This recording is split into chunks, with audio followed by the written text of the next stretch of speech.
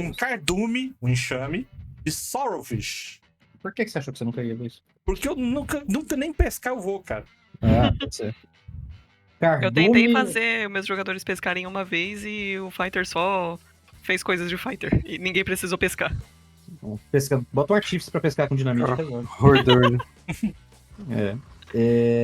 Eu peguei esse monstro, o enxame de Sorrowfish, é uma criação do The Call of Netherdeep, que é um livro suplemento que saiu ano passado, é uma das criações coletivas da Wizards com o Critical Role.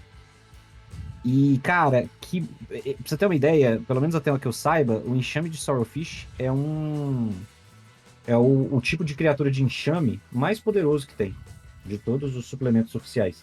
O nível de desafio dele é 6, o que é muito, porque o enxame tradicionalmente é feito de criaturas de nível baixo, né? Tanto é que você tem uma ficha, você tem o stat block do Sorrowfish sozinho, mas o stat block do Sorrowfish sozinho, o stat block do Sorrowfish sozinho é 0, ele é nível de desafio 0. Ele tem lá uma mordida, mas ele tem um ponto de vida, enfim. Dá um tapa, ele morre. E ele é uma criatura com um lore muito característico. O Netherdeep, né, do Call of the Netherdeep, não vou dar spoiler, né, a informação que eu vou dar tá no livro, no contracapa do livro. É um reino afundado no fundo do oceano, e ele tem lá uma história com energia, uma corrupção que afeta o mar, todo o mar em volta. Então ele começa a distorcer e corromper as criaturas. Então isso é basicamente um peixe corrompido por energias mágicas, né? E aí ele cria esse Sorrowfish. Eu adoro usar criaturas de enxame, porque eu acho que elas têm um lore muito bacana, e elas ajudam a compor uns encontros que são meio caóticos, uma coisa meio pressão, aquela coisa de repente ter um monte de bicho pequeno em volta do seu personagem, e são vários ataques. Eu acho que isso dá um dependendo da pessoa, pode até dar um incômodo, né? Você vai lá e mete um enxame de aranha, de inseto, exatamente, a pessoa tem aracnofobia. Eu tenho a impressão de que uma pessoa que tem aracnofobia tem mais medo de enfrentar um enxame de aranhas do que uma aranha gigante, por exemplo. Porque é uma coisa que talvez me pareça mais realista, sabe? E, basicamente, o Sorrowfish, o que ele muda? Existe um enxame de piranhas, né, no livro básico, que é um enxame de Creepers. Mas acho que um dos suplementos se transforma em piranhas, né? Muda só o nome, mas o stat block é o mesmo.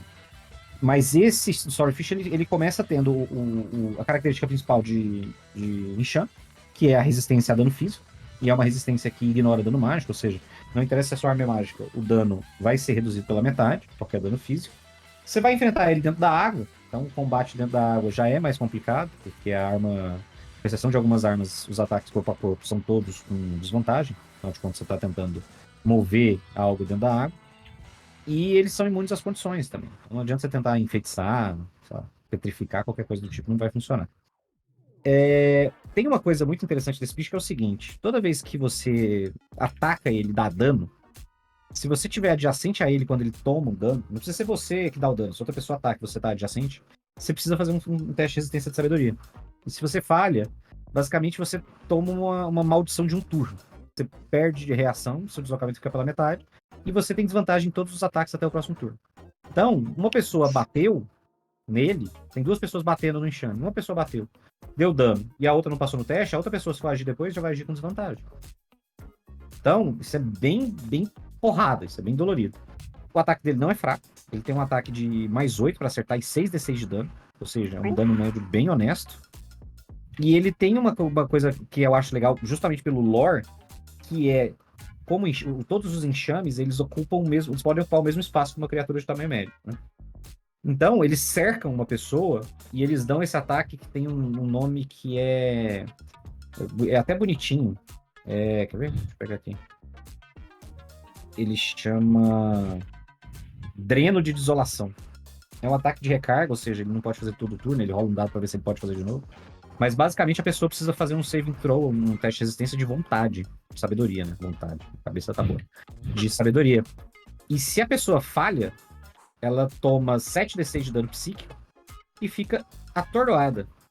E raramente você ficar atordoado numa luta com um bicho desse, debaixo da água, é bom. Então, é um bicho que eu acho que tem que tomar um certo cuidado até se você for usar, porque existe uma chance dele derrubar muito rapidamente alguém. Ele de dano. Ele é tratado como um minion, na verdade. O livro do Call of Netherdeep tem muito monstro legal. Pra quem gosta de aventura submarina, né? Ou vai fazer uma aventura submarina, eu recomendo dar uma olhadinha nas criaturas que tem ali.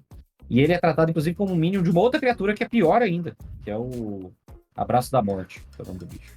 Mas é um bicho feroz, como piranhas em geral, é um bicho feroz.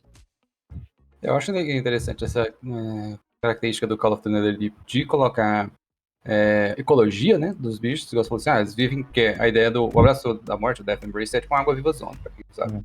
E o enxame de Swordfish vive ali entre os tentáculos. Então, eu me pergunto também como funcionaria isso num combate. Você coloca assim, então galera, apareceu um Death Embrace ali, beleza, vamos enfrentar ele. E aí o cara toma a primeira tentaculada ali, né, que se não me engano ela petrifica, né? É. E aí, assim, então, vocês não tinham percebido, mas dentro do Death Embrace tem ali um enxame de Swordfish. Caralho, tipo, perguntar pra ele, quer que limpe sua casa? Porque, né? Tá Não tem lutando muito. contra aquele jacaré, né? Tu tá lutando contra aquele jacaré na estrada, e quando você vai bater no jacaré, ele tá carregando uma mochila cheia de abelha. Ele tá carregando a 12.